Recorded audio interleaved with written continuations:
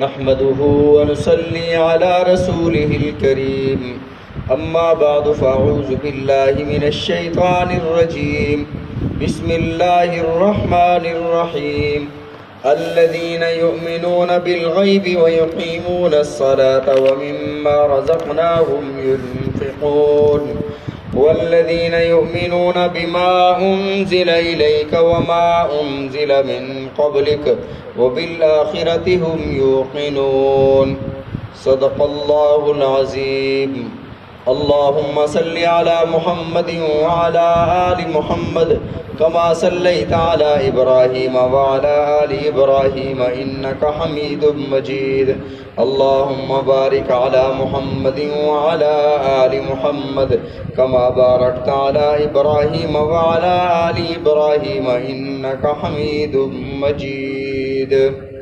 سابقہ درس میں رزق کی تفصیل ہم نے پڑھی تھی اور خرچ کرنے کی کہ خرچ کہاں کہاں کیا جائے گا۔ اس میں سے کچھ صدقات واجبہ، کچھ صدقات نافلہ۔ صدقات واجبہ میں عشر، زکوٰۃ، صدقہ فطر اور قربانی، اور اس کی مکمل تفصیل عرض کی تھی۔ اور صدقات نافلہ میں جس طرح مسجد بنانا، رفاہی کام کرنا، پانی کا انتظام کرنا، عام لوگوں پر خرچ کرنا، جسے ہم خیرات بھی کہتے ہیں، صدقہ جسے نبی علیہ الصلوۃ والسلام نے ارشاد فرمایا الصدقۃ یرد البلاء، صدقہ بلاؤں کو ٹالتا ہے۔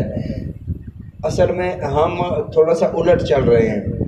مثلا اللہ کا قانون یہ ہے کہ پہلے تم اچھے اعمال کرو تو اللہ تمہاری زندگی کو سنوار دیں گے۔ من عمل صالحا من ذکر او انثی فلنحیینہ حیاتا طیبہ۔ اللہ کا قانون یہ ہے کہ پہلے تم اچھے اعمال کرو، نیک عمل کرو، اللہ کی باتیں مانو تو اللہ رب العزت آپ کی زندگی کو حیات طیبہ بنا دیں گے، سنوار دیں گے۔ لیکن ہم الٹ کیسے چل رہے ہیں؟ ہم بچوں کی شادیاں کر لیں، ہم مکان بنا لیں، بعد میں سیدھے کام کریں گے، بعد میں تسبیح لے کر ہم اللہ اللہ کریں گے۔ اللہ کا قانون یہ نہیں ہے۔ اسی طرح یہاں پر بھی اللہ کا قانون یہ ہے، آپ صدقہ خیرات کرتے ہیں تو وہ صدقہ جو بلاؤں کو ٹالتا ہے، اور ہم کیا کرتے ہیں؟ مصیبت آ جاتی ہے پھر بکرا قربان کرتے ہیں۔ خدا نخواستہ کسی کا ایکسیڈنٹ ہو گیا، اب یہ صدقہ کرنے نکلا ہے۔ وہ پہلے صدقہ کرو تاکہ مصیبت کو وہ صدقہ ٹالے، جب مصیبت آ جاتی ہے پھر ہم صدقہ لے کر نکلتے ہیں۔ تو یہ جو صدقہ ہے اب تو وہ اپنے وقت پر ٹانگ جڑے گی نا جو ٹوٹ گئی ہے۔ یہ جو صدقہ دیا ہوا ہے آگے آنے والی مصیبتوں کو ٹالے گا۔ تو یہ صدقات نافلہ ہیں۔ اور ایک ہے نفقات واجبہ، وہ جو آپ پر واجب ہیں، جیسے اہل و عیال پر خرچ کرنا، یہ نفقات واجبہ ہیں۔ اور یہ یاد رکھیں، بیوی بچوں پر جس طرح خرچ کرنا آپ پر واجب ہے، اسی طرح اللہ نے اگر آپ کو مال عطا فرمایا اور آپ کے بھائی کے گھر میں فاقے ہیں تو آپ پر واجب ہے کہ آپ بھائی پر خرچ کریں۔ بھائی بیمار ہے، زکوٰۃ آپ ادا کر چکے ہیں بے شک، لیکن بھائی اگر بیمار ہے اور اس کے پاس علاج کے پیسے نہیں ہیں تو آپ پر واجب ہے کہ آپ اس کا علاج کروائیں۔ قیامت کے دن اگر آپ نے یہ حقوق ادا نہ کیے، زکوٰۃ بھی ادا کرتے رہے لیکن نفقات واجبہ، گھر والوں پر خرچ نہ کیا، بھائی پر خرچ نہ کیا، ضرورت مند بہن پر خرچ نہ کیا، وہ فاقوں میں اور مرض میں رہے تو اللہ کے ہاں قیامت کے دن جواب دہ ہوں گے۔ تو فرمایا مما رزقناہم ینفقون، جو ہم نے تمہیں رزق دیا ہے اس میں سے خرچ کرتے ہیں۔ اگلی آیت میں فرمایا والذین یؤمنون بما انزل، چوتھی علامت متقین کی، والذین یؤمنون بما انزل الیک، وہ لوگ ایمان لاتے ہیں جو آپ پر نازل ہوا، یعنی رسول اللہ صلی اللہ علیہ وسلم پر جو نازل ہوا۔ کیا نازل ہوا؟ قرآن نازل ہوا، اس پر وہ ایمان لاتے ہیں۔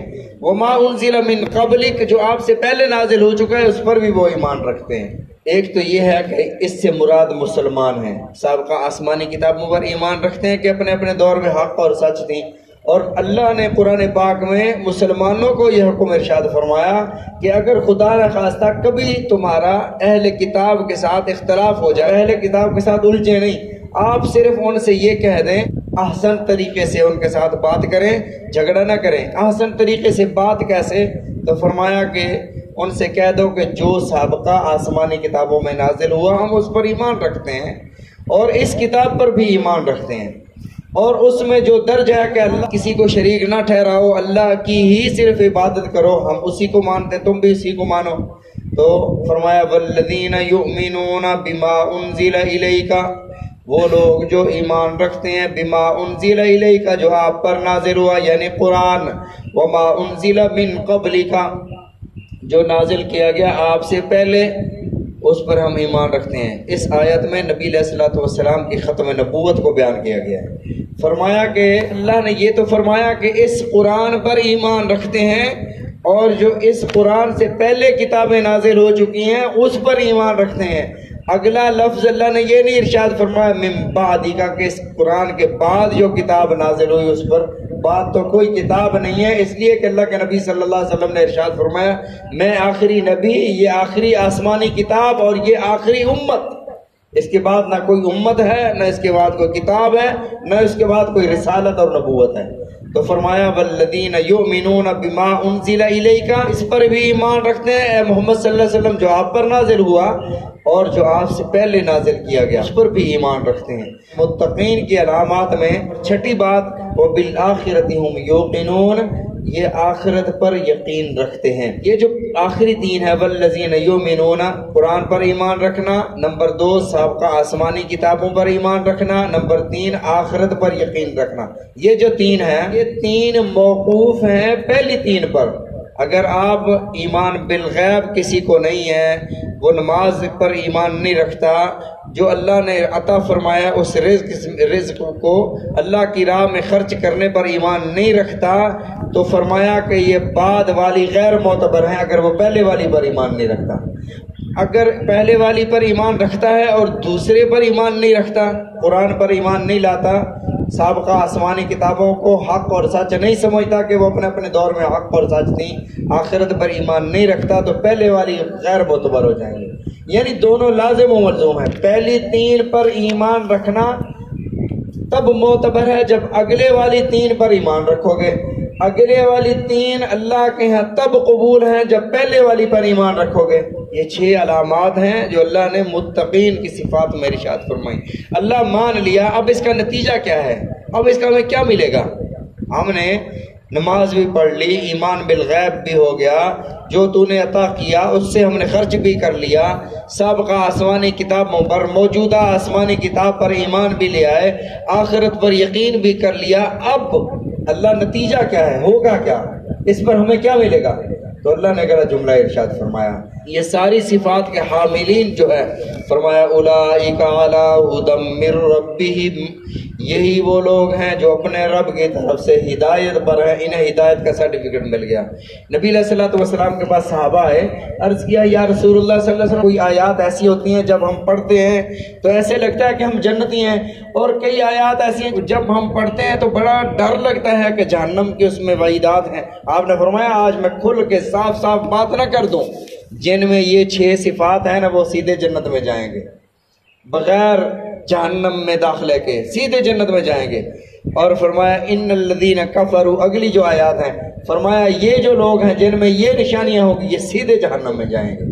فرمایا اولئک علی ھدی من ربہم، یہی لوگ جن میں یہ نشانیاں اور علامات ہوں گی، ہدن اپنے رب کی طرف سے ہدایت پر ہیں، وَأُولَئِكَ هُمُ الْمُفْلِحُونَ، یہی لوگ کامیاب ہیں۔ اچھا، فلاح کا معنی کامیاب، قد افلح المؤمنون، مومن کامیاب ہو گئے، الذین هم فی صلاتہم خاشعون، جو اپنی نمازوں کو خشوع و خضوع سے پڑھتے ہیں۔ کامیابی کے لیے فلاح کا لفظ، اور ایک لفظ ہے قرآن پاک میں ارشاد ہوا الفوز، ذالک الفوز العظیم، جو اللہ پر ایمان لایا، اچھے عمل کیے، ذالک الفوز العظیم، فمن زحزح عن النار وادخل الجنت فقد فاز، تمہارا بہت جائیدادیں اور زمینیں بنا لینا، فیکٹریاں بنا لینا، کارخانے بنا لینا، بینک بیلنس جمع کر لینا، فرمایا یہ کامیابی نہیں ہے، تمہاری 10 بیٹے ہیں اور فرما بردار ہیں، لوگوں میں تمہاری واہ واہ ہے، مال و دولت ہے، گاڑیاں ہیں، ساری آسائشیں دنیا کی موجود ہیں، فرمایا تم کامیاب نہیں ہو۔ کامیاب کون ہے؟ فمن زحزح عن النار، جو دوزخ سے بچ گیا، وَأُدْخِلَ الْجَنَّةَ، جنت میں چلا گیا، فقد فاز، یہ کامیاب ہے۔ اب یہاں پر فاز کا لفظ ارشاد ہوا، کامیابی، یہ اس کا معنی بھی کامیاب ہے۔ اور ایک ہم امتحان جب دیتے ہیں، بچے امتحان دیتے ہیں تو جو وہ کامیاب ہو جاتا ہے اس کے لیے لفظ ہوتا ہے نجح۔ یہ ہماری جو سندیں ہوتی ہیں نا اس پر لکھا ہوتا ہے نجح الامتحان، یہ بندہ امتحان میں کامیاب ہو گیا ہے، تو اس کا معنی بھی کامیاب۔ فرق کیا ہے سنے بھائی، فلاح ایسی کامیابی کیوں کہتے ہیں جس کے بعد ناکامی کا تصور ہی نہیں ہے۔ جس بندے کو فلاح مل گئی نا بس سمجھو کہ اس کی دنیا بھی بن گئی آخرت بھی بن گئی۔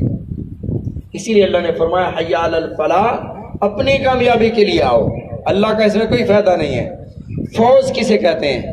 جو خیر اور سلامتی کے ساتھ، اللہ کی رحمت کے ساتھ، اللہ کے فضل کے ساتھ جنت میں پہنچ گیا، اس کو فوز مل گئی، اس کو کامیابی مل گئی۔ نجاح کی اور فوز اور فلاح کے بعد ناکامی کا تصور نہیں ہے، اور نجاح ایسی کامیابی جس کے بعد ناکامی کا تصور موجود ہے۔ امتحان دیا اس دفعہ تو یہ بندہ پاس ہو گیا، اگلی دفعہ کا پتہ نہیں ہے کہ یہ پاس ہوتا ہے یا نہیں ہوتا۔ نجاح یہ بھی کامیاب ہونا، لیکن اس کے بعد آگے ناکامی کا تصور موجود ہے کہ شاید اگلے سال یہ فیل ہو جائے، تو اللہ نے یہاں نجاح کا لفظ نہیں ارشاد فرمایا، فرمایا تم یہ صفات اپنا لو گے نا تو اللہ تمہیں ہدایت بھی عطا فرما دیں گے اور ایسی فلاح اور کامیابی بھی عطا فرما دیں گے کہ اس کے بعد ناکامی کا تصور بھی نہیں ہوگا۔